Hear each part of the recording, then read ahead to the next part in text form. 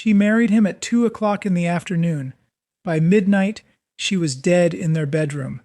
By the next morning, her body was folded into a kitchen cupboard. And for 4 days after that, the man she had just married went on their honeymoon alone, sent text messages from her phone pretending to be her, put up Halloween decorations around the house she was hidden inside, and walked her own daughter door to door asking neighbors if they'd seen her mum. This is not a cold case. This is not a mystery. Every single piece of what you're about to hear is a documented fact, proven in a British courtroom, captured on CCTV, confirmed by forensic pathology. What makes this case unbearable isn't the question of who did it. It's everything that happened before it. The years of warnings nobody acted on, and the 4 days after, when a dead woman's husband performed grief on camera while her body sat 12 feet away from where he stood. Subscribe now, because this channel exists to make sure women like Dawn Walker are remembered as who they were, not just how they died. A warning to our viewers.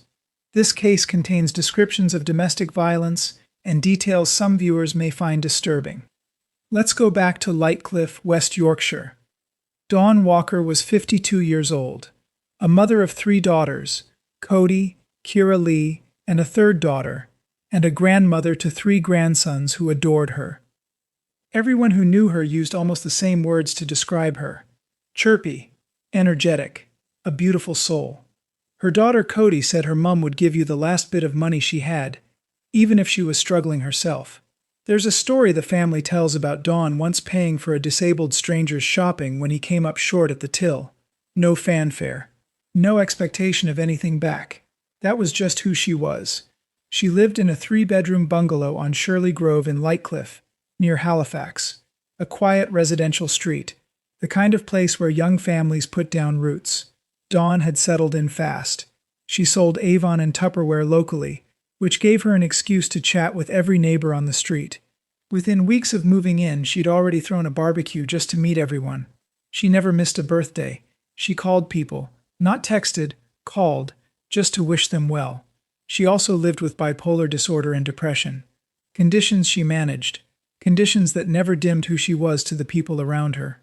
Conditions that a man named Thomas Nutt would later use as a weapon against her. Thomas Nutt was 45 years old when he met Dawn in late 2018 or early 2019, after connecting with her on Facebook. He worked as a scrap metal dealer. Locally, people described him as one of the boys, friendly enough on the surface. What almost nobody on Shirley Grove knew was that Nutt had a documented history of violence stretching back decades. A conviction for grievous bodily harm at age 17, prison time for robberies through the 1990s, 16 weeks in jail in the early 2000s for deliberately ramming his car into a woman's vehicle during a road rage incident. And then there was Kimberly Olcock.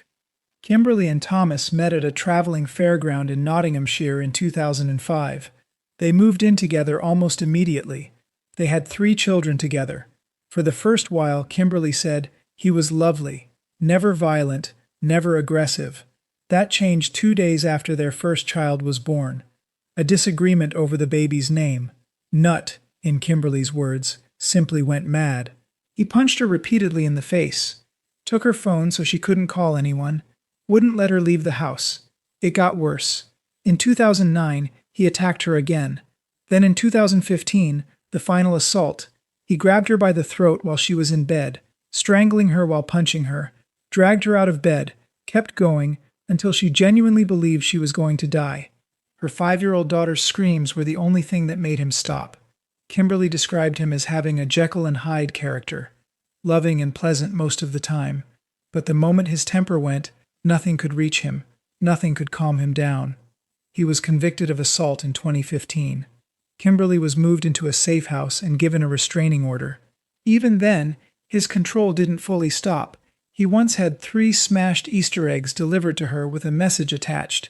Did the kids enjoy Easter? I've had restraining order after restraining order just to keep us safe from him, Kimberly said. He's a psychopath. This was the man Dawn Walker fell in love with.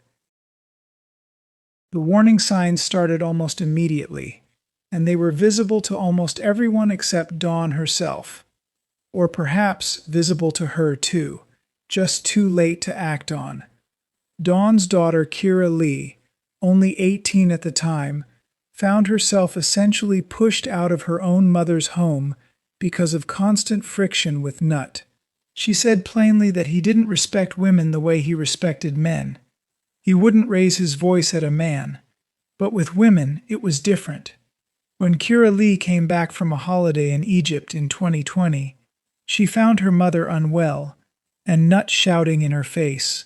He told Dawn she'd become a different person because her daughter was visiting, turning what should have been a happy reunion into what Kira Lee called a holiday from hell. When she stepped in to defend her mum, his face changed entirely.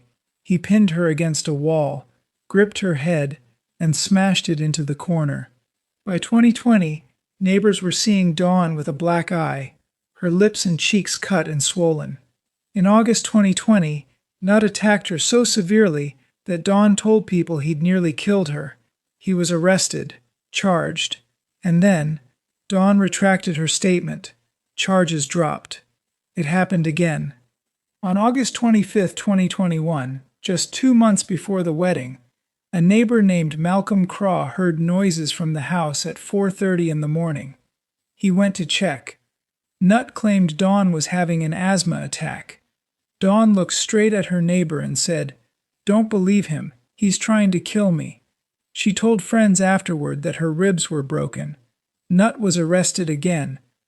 Dawn retracted her statement again. The pattern was now locked in. Violence, arrest, retraction, release.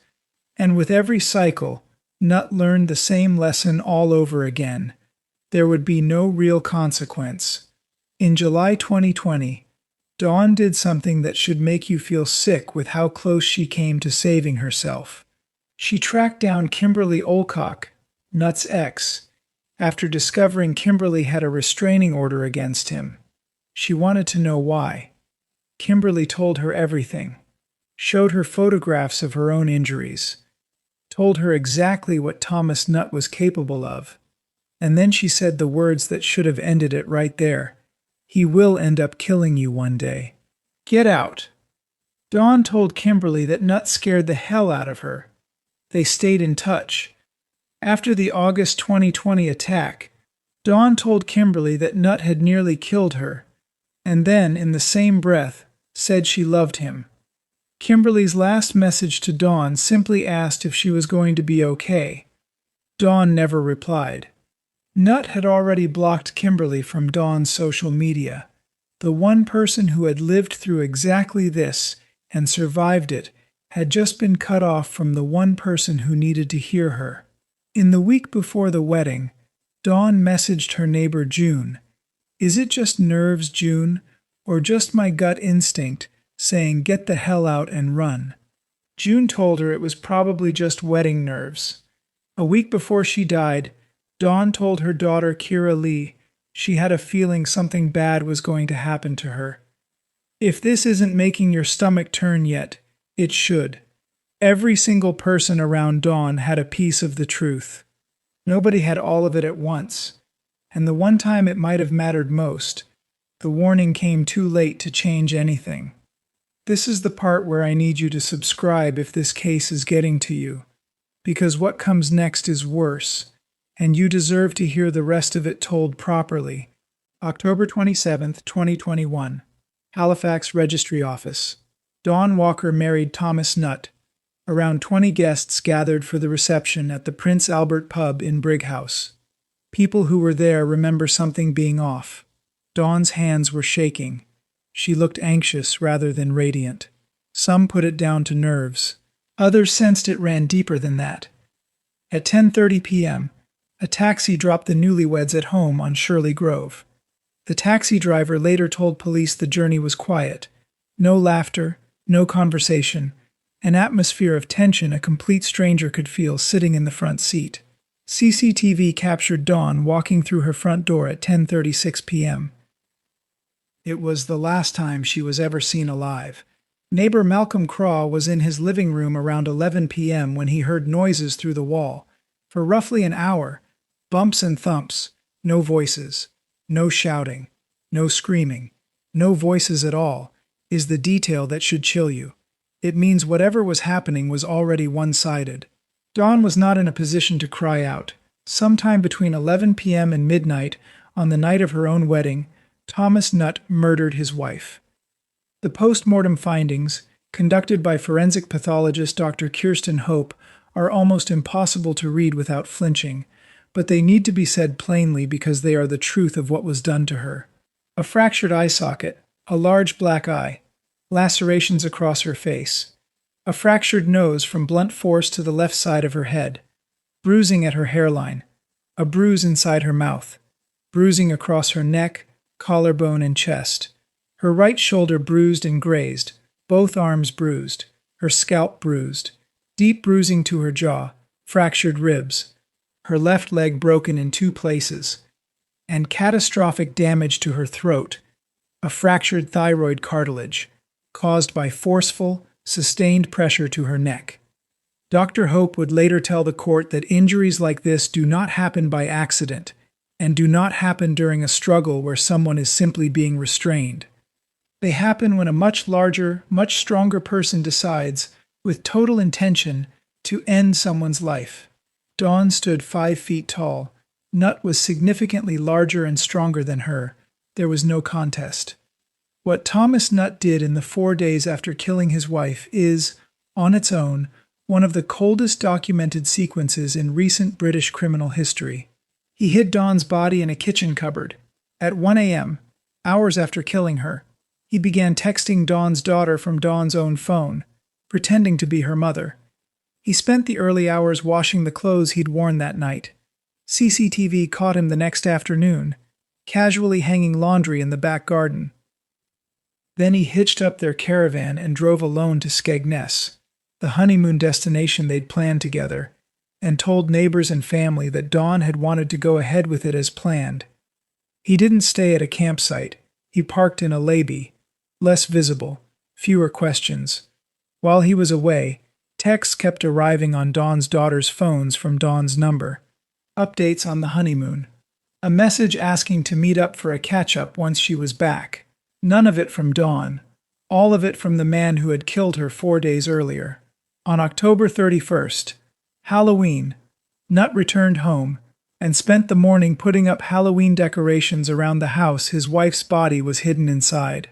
When Dawn failed to show up for a planned visit with her daughter and grandson, Nutt called 999 himself and reported her missing.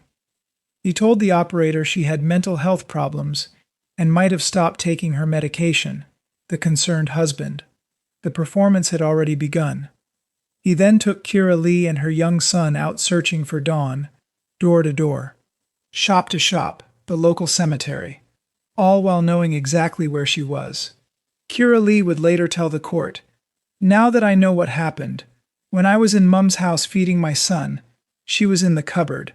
We weren't even 2 meters apart." He took her back to the house afterward. She made her son's lunch standing in the same spot where her mother had been killed. By the afternoon of October 31st, pressure was building. Police were preparing to search the house. Nutt knew the body could not stay where it was. At 4:38 p.m., CCTV captured him dragging a large suitcase through his back garden. Minutes before officers were due to arrive, a suspicious neighbor had already called police after spotting him with it earlier. Another neighbor partially unzipped the suitcase and saw enough to suspect the worst, without being certain. She kept her composure, went inside, and called it in. Inside that suitcase was Dawn Walker's body. To make her fit, Nutt had broken her bones. He threw the suitcase over a fence into nearby undergrowth on Asgarth Avenue. Members of the public discovered her there that afternoon. That evening, Thomas Nutt walked into a police station and handed himself in, though even then he lied about the date, claiming he'd killed her on October 30th rather than their actual wedding night, in an apparent attempt to shrink his own culpability. Detective Inspector Amanda Wimbles of West Yorkshire Police, who led the investigation, called Nutt a seasoned, practiced liar who had built an elaborate web of deceit to cover his crime. The evidence against him was, in the end, overwhelming. CCTV placed him alone on every leg of the supposed honeymoon. Items had even been arranged on the passenger seat to fake the impression that Dawn was sitting there.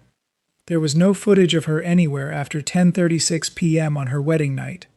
The text messages sent from her phone were proven to be his. And Kimberly Olcott testified to the court about the decade of violence that came before all of it.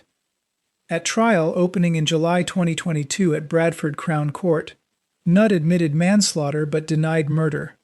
His defense argued Dawn had told him she wanted a divorce within hours of the wedding, that he'd lost his temper, that it was unplanned. He claimed she'd come at him with a potato peeler. Prosecutor Alistair MacDonald KC described him plainly as a man with a tendency to attack his female partners, and the culmination of years of escalating violence.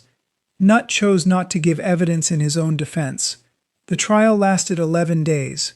After roughly 4 hours of deliberation, the jury returned a unanimous verdict. Guilty of murder. Cheers broke out in the public gallery. 9 days later, Judge Jonathan Rose sentenced Thomas Nutt to life imprisonment with a minimum term of 21 years. The judge did not soften anything. He said it remained, in his words, a mystery why Nutt had decided to kill a woman he had married only hours earlier. He said he was not inclined to accept that Nutt was genuinely remorseful, and then he delivered the line that has followed this case ever since. Dawn Walker died because you are a bully. He added that Nutt had desecrated her body by breaking her bones to force her into the suitcase. Within a week of arriving in prison, Thomas Nutt was attacked by another inmate. He later lodged an appeal, arguing his sentence was too harsh. It was rejected. This case is, at its core, a story about a system that had every opportunity to stop this, and failed at every single one of them. Nutt had a documented restraining order, a prior conviction for assaulting Dawn herself, witnesses who heard him threaten her life directly, neighbors who watched the pattern repeat in real time, and still, because Dawn retracted her statements out of fear, exhaustion, or love, the system let him go, again and again, until there was no Dawn left to protect. Kimberly Olcott said it as plainly as it can be said. The way he behaved with Dawn was the same as with me. One woman survived, one didn't. I was lucky. If you're watching this, and you recognize even one piece of this pattern in your own life, or someone else's, the isolation, the cycle of violence and apology, the fear of what happens if you don't retract, please reach out. Resources are linked below. You deserve to be the one who survives. Dawn's daughter, Cody, said there are no words for what it's like to wake up every day knowing what was done to her mother.